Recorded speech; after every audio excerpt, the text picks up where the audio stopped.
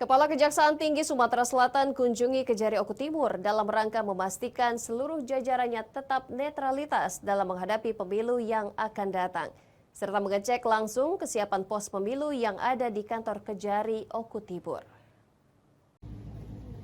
Kejari Oku Timur mendapatkan kunjungan langsung dari Kepala Kejati Sumsel. Kunjungan tersebut bertujuan untuk memastikan seluruh jajarannya tetap netral dalam menghadapi pemilu 2024 mendatang.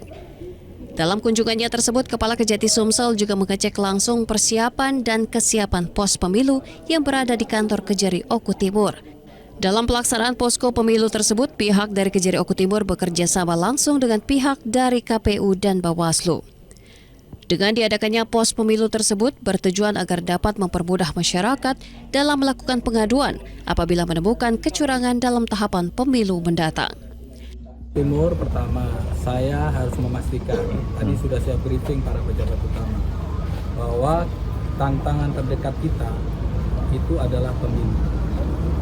Saya harus memastikan seluruh pejabat utama dan pegawai di kejaksaan itu menjaga netralitas.